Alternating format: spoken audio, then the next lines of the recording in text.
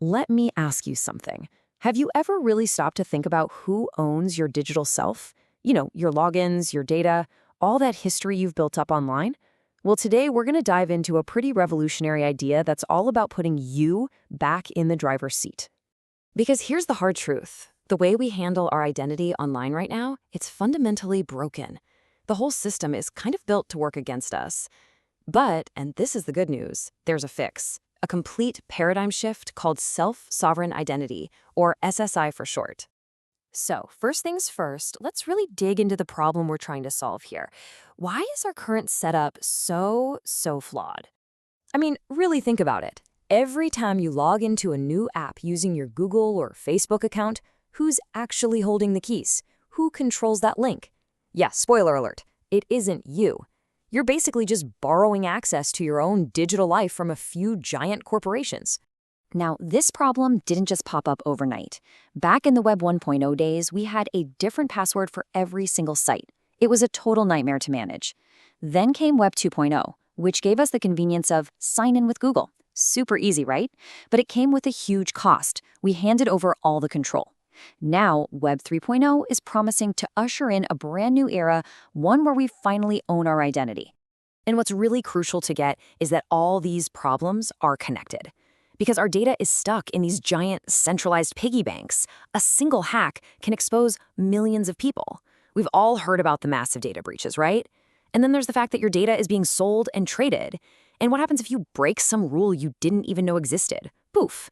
They can just delete your account, and your entire digital presence on that platform just vanishes.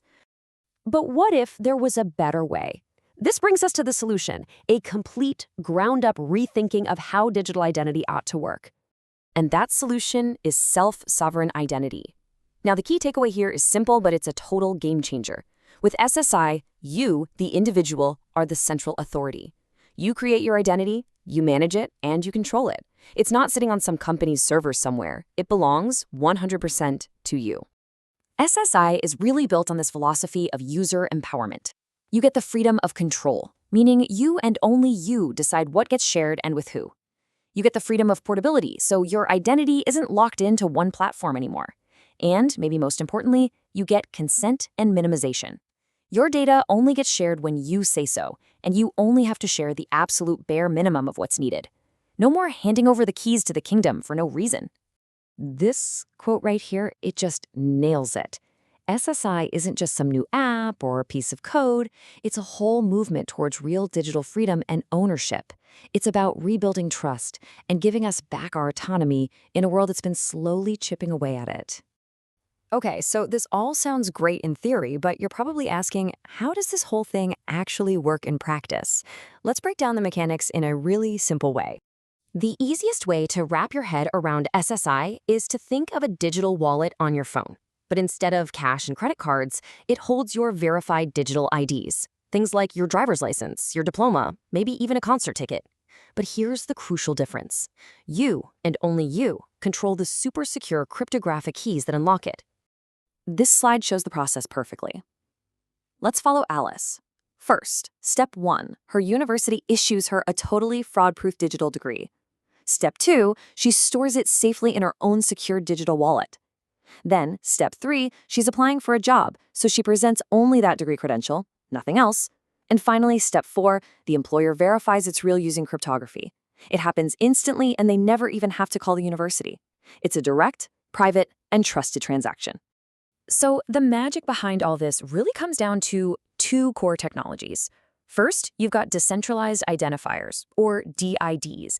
Think of these like your own personal, permanent address on the internet that you own, not some company. Second, you've got Verifiable Credentials, or VCs. These are the digitally signed proofs themselves, like Alice's degree. You put those two together, and bam, you've got a truly portable, verifiable, user-owned identity. And this new system unlocks one of the most powerful features imaginable: selective disclosure.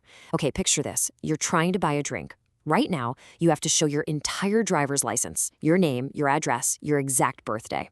With SSI, you could just present a credential that proves you're over 21. That's it.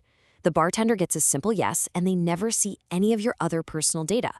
How cool is that? And hey, this isn't just some far-off futuristic idea. SSI is already being put to work across some major industries. Let's take a look at what that actually looks like. Take healthcare, for example. SSI lets patients actually hold their own medical records, things like vaccination certificates or lab results, right there in their digital wallet. Then they can grant temporary, very specific access to a new doctor without their entire life story getting passed around from system to system. And in education, just like we saw with Alice's story, top-tier universities like MIT are already playing with this, issuing verifiable digital diplomas.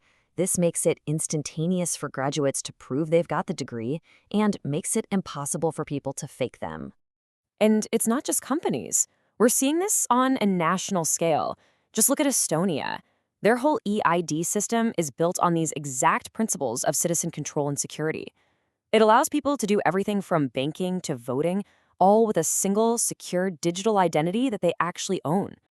So when you put it all side by side like this, the contrast is, well, it's pretty stark, isn't it? We're talking about moving from platform control to user ownership, from oversharing absolutely everything to sharing only what's necessary, and from systems that are just begging to be hacked to a model that's decentralized and tamper-proof. It really is a massive upgrade for our digital lives. So where does all this go from here? What does the road ahead for self-sovereign identity actually look like? Well, the opportunities are just huge.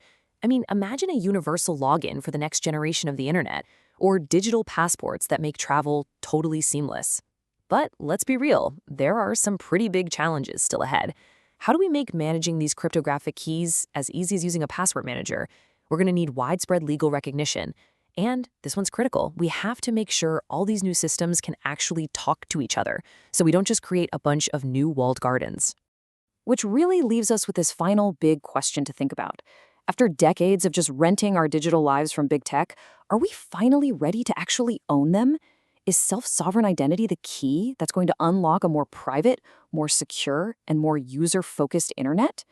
The foundation is being laid as we speak.